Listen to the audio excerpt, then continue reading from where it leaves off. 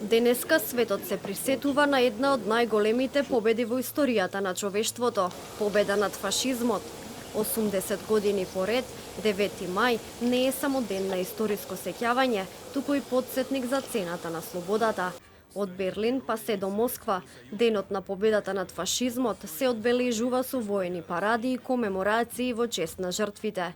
Во Македонија, денот беше одбележан со положување свежо цвеќе пред спомен обележието на партизанските гробишта во Скопје.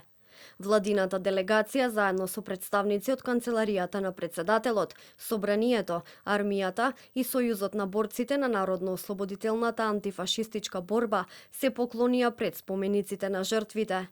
За значењето и суштината на 9 мај, дел од граѓаните кои добро го паметат датумот, велат дека овој ден е еден од најзначајните моменти во светската историја, додека за останатиот дел од граѓаните, денес е само обичен петок.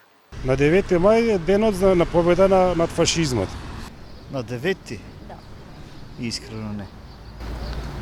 Денот на победата над фашизмот? Оу, да. Мислев нешто ново да ви кажем, искрено ти се е веќе изменет. Кој се ослободила Македонија? Све тука што не малтретирало од нив. И сме се приклучиле во партизанското движење. Обележува на 9 мај? Не, потреба. Ја мислам дека знам, ама не сум сигурен. Пратениците Амар Мециновиќ од Левица и Драгана Бојковска од ВМРО ДПМН за телевизија 24 велат дека денешниот ден е од големо значење за Македонија, бидејќи тоа биле почетоците на создавањето на македонската држава. Во еден потесен контекст, тоа е и голем ден за јужните Словени општо, затоа што тоа е моментот кога ја добивме нашата прва работничка држава, ослободени од прангите на фашизмот и на нацизмот, и најпосле за Македонија во нашиот контекст можеби има и најголемо значење, затоа што тоа е моментот кога ние меѓународно се легитимираме како државен субјект, тоа е нели Социјалистичка република Македонија во склоп на СФРЈ, и многу пати ние забораваме дека ние сме победници во таа Втора светска војна. Денеска го славиме денот на победата над фашизмот, нешто што е ден многу значен за Македонија, бидејќи нашите македонски партизани преку народно-ослободителната борба дадоа своја жртва за добивање на онаа слобода.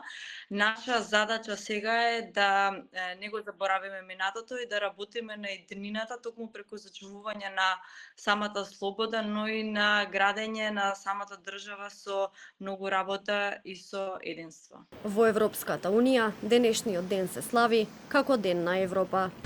Борбите за слобода на Македонија својата последна етапа ја заокружуваат со борбата на македонскиот народ во средината на 1944 година. Ширум Македонија биле формирани околу 500 народно-ослободителни одбори и биле избрани 116 делегати за првото заседание на АСНОМ како највисоко законодавно и извршно представничко тело на македонската држава.